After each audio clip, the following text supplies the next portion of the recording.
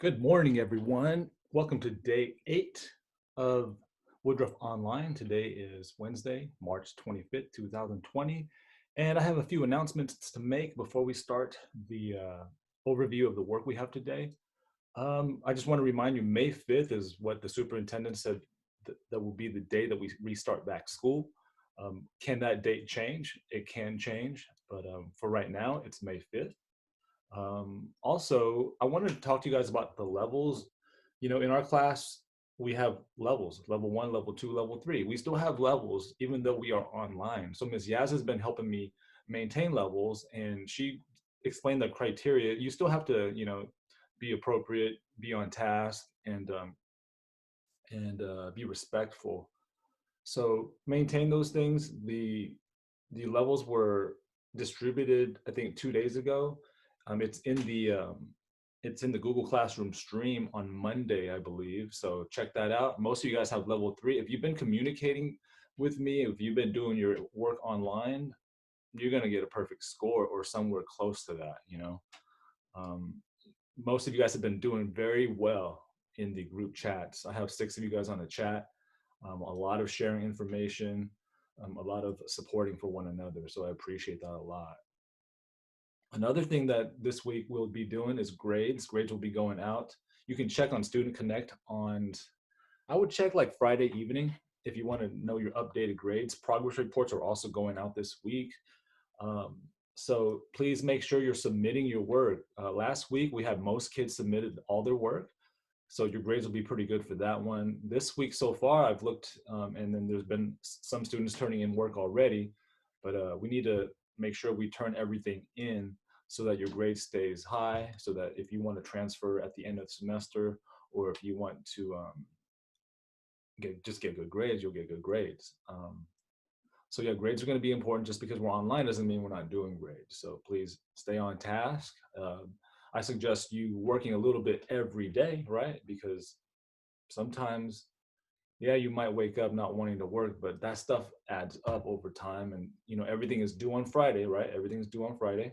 We're going to keep that consistent. So if you wait till Thursday and you still have questions and things, I may not be able to answer all your questions if you wait that late, and then you might get frustrated and all that. So please do a little bit every day, and by the end of the week, you should be good to go. Now, I want to ask you the important question of the day. Important question of the day is, what do you get when you cross a centipede with a parrot? Okay, I'll be coming back to the answer to that question at the end of this video. So the important question of the day was, what do you get when you cross a centipede with a parrot? All right, so let's get to the work overview. I'm gonna put you guys on a screen share. Here we go. Today's work looks something like this. CNN 10, pretty basic. When you click on here, you're going to go to a form. You don't have to type anything in this form. It'll just take you straight to a form where you can, make sure you put your name here, because if you don't put your name, it's hard for me to figure out who it is. I'll make that required. So then we have 3 questions there. You're going to read this article. I'll have a link to here, and then you click on questions. You immediately go to another form. Today's going to be a math question, so you're going to have to do a little bit of math, but it's just looking at a graph and answering the questions according to this graph. Okay, so you want to make sure this x-axis, you understand that what it is. You want to understand what the y-axis here is, and it's very well labeled. Okay, just a few questions, 1, 2, 3, 4 questions to get you started. Please submit that when you can. If you need help on it, make sure you reach out to me, either through the YouTube comments. You can text, you can call, you can also get on Instagram, you can also email me. A lot of ways to get assistance on this stuff. Now, I want to talk to you briefly about the math, because this math is a little bit different, but it's very easy. And I don't mean to say easy like for me, but this is going to be easy for you. But I want you to use a certain technique when you do these easy problems. So you're going to click on that. It should take you to a PDF. And of course, you can't really write on this PDF, but you can print it out and do it. Take a picture, send it to me, or upload it. Or you can just write on a piece of paper and then upload it. You guys have been doing really good with uploading it. So we have a problem, something like this. Something plus 4 equals 12, right? You can do that in your head. If you do it in your head, you probably be like, oh, 5, 6, 8. You write 8 down, 8's the correct answer. But let me show you, I want you guys to get in the habit of doing it algebraically, because in the future, starting tomorrow, you're going to have to do it using algebra because the numbers get bigger. So when the numbers get bigger, you can still do it in your head, but it's just going to be harder. So let's say you have a number. So let's say something plus 4 equals 12, right? So get used to algebra, because in the 9th grade, you're going to have to be doing a lot of algebra. So just blank is usually, you can just refer to it as x. So there's x plus 4 equals 12. So we know by doing off the top of your head, you know, oh, it's 8, because I can count. Pretty simple. But let's say our problem is 8. It's x is a variable plus 4 equals 12. I want you to do it like this. I want you to try to make this a wall. So what you do to one side, you have to do the other. And our goal here is to isolate x, so that at the end we have x equals something. Okay, we already know it's 8, but how do we get there without counting on our fingers? Okay, because when the numbers get larger, like I said, it's going to be more difficult. If this was like 438, if it was x plus 438 equals 2,419, you don't have enough fingers for that or enough time. So what we're going to do is try to get x by itself. You've heard teachers say that before, but this is what they mean. 4 is here. So if we want x by itself, we have to get rid of the 4. But how do we get rid of the 4? Well, we get rid of the 4 by subtracting it from that left side. So you subtract 4 from here. So what you do to one side, because there's an equal sign in the middle, when you have anything that has an equal sign, it means you have the balance, right? Like you can put 10 people on one side of the teeter-totter thing. You still have to put 10 people on the other side to even them out. So what we do to one side, we subtract 4. We have to do to this side. We have to subtract 4 from this side. And we just write it like that. I know it looks a little intimidating for some of you, but just remember, what you do to the left, you have to do to the right. What you do to the right, you have to do to the left. Sometimes you start on the right.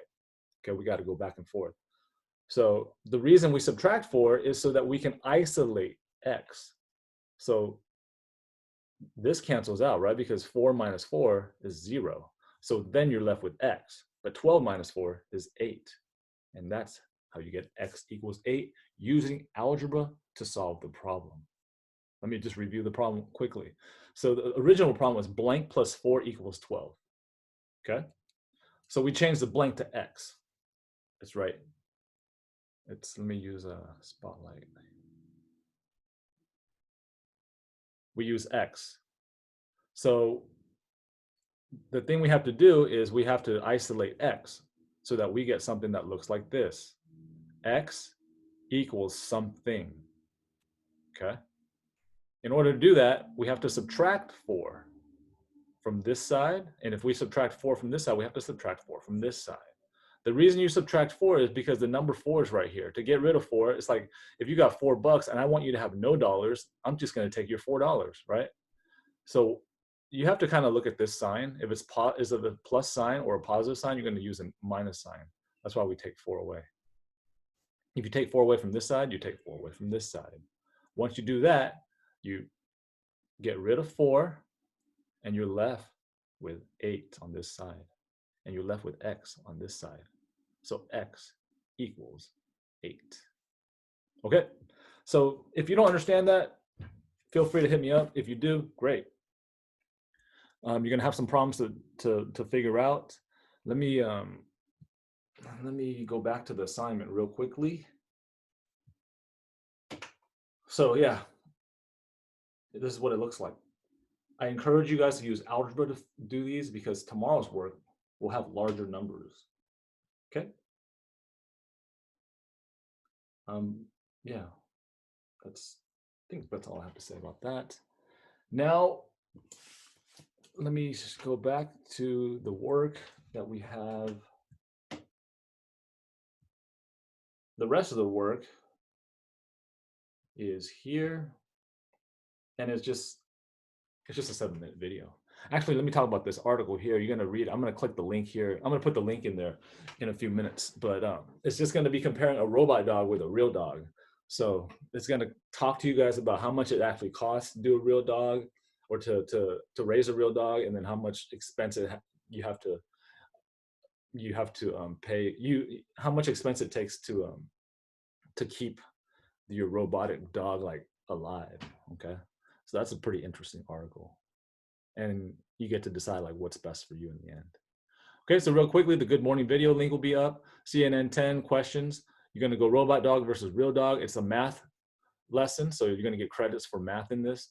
Please make sure to get your work done because I'm doing grades this week, and you'll be getting your grades Friday afternoon. Last but not least, actually second to last but not least, is pre-algebra. Last but not least is your 7-minute workout. Please get outside. You can do the 7-minute workout in your living room, in your bedroom, anywhere you have a floor or a chair. I encourage you guys to exercise. I've been doing my pull-ups, my push-ups, my squats as normal. Um, yeah, so let's get to the important question of the day. So the important question of the day was, what do you get when you cross a centipede with a parrot? What do you get? You get a walkie-talkie. All right, guys. You guys have a good day. Please be good and be responsible.